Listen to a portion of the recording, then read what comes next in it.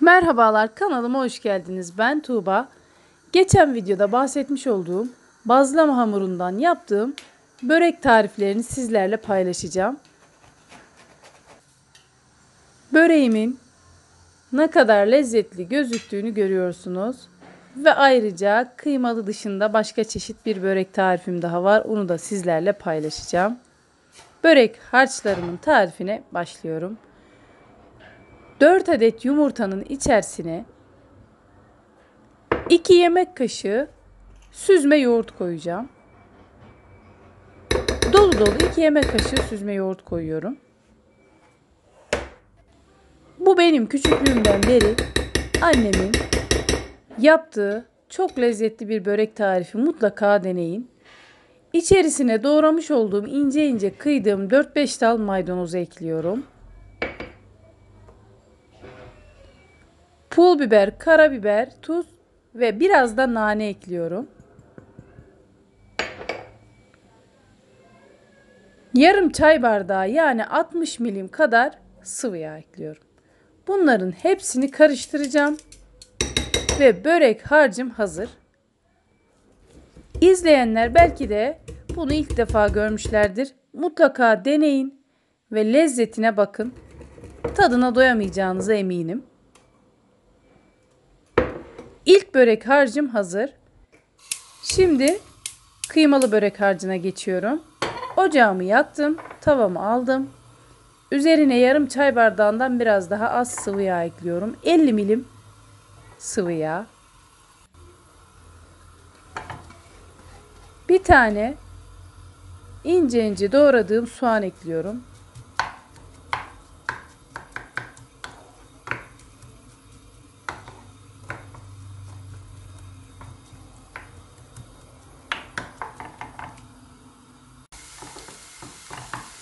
Soğan hafif pembeleştikten sonra üzerine 250 gram kıyma ekleyeceğim.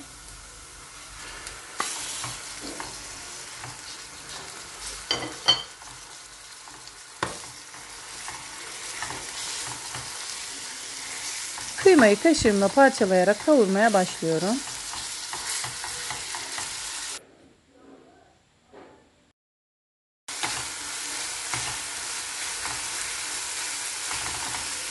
Kıymam biraz kavrulduktan sonra üzerine baharatlarını ekleyeceğim. Pul biber, karabiber ve tuz. İsteğe göre kekik, kimyon ekleyebilirsiniz. Baharatlarını karıştırdıktan sonra maydanozunu da ekleyeceğim. Yine 4-5 dal ince ince kıydığım maydanozu da ekliyorum. Maydanozu karıştırdıktan 1 dakika sonra ocağın altını kapatıyorum ve börek harcım hazır.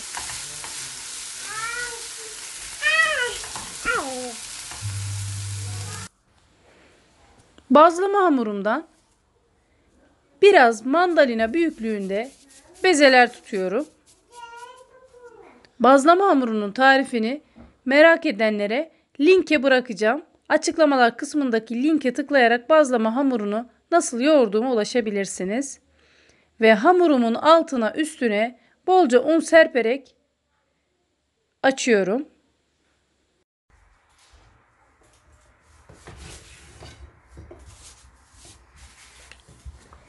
Yine biraz daha un serptim ve altında kalan bütün unları sıyırıyorum. Eğer açtığınız böreklik hamur çok unlu kalırsa bu sefer lezzeti tam iyi olmaz. O yüzden en son böreğinizi tam açtım dediğiniz anda hamurunuzda hiç un olmayacak. Bunu söyleyeyim.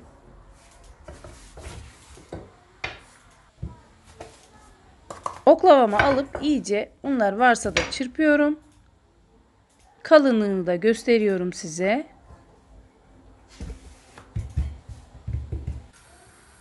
İkinciyi de açtım ve üzerine kıymalı harcımı serdim.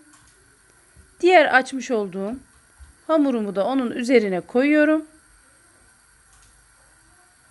Kenarlardan bu şekilde katlıyorum.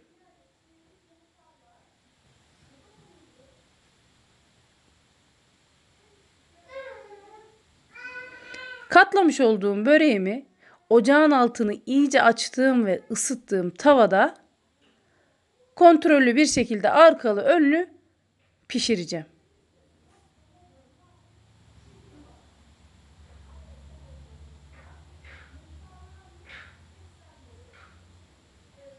Böreğim bile balon gibi kabarıyor. Böreği ocaktan aldıktan sonra yarım yemek kaşığı kadar tereyağı sürüyorum üzerine. Bu da lezzetine lezzet katıyor. Şimdi hazırlamış olduğum diğer yoğurt böreği harcından nasıl börek yaptığımı gösteriyorum. Yine aynı büyüklükte bezemi açtım.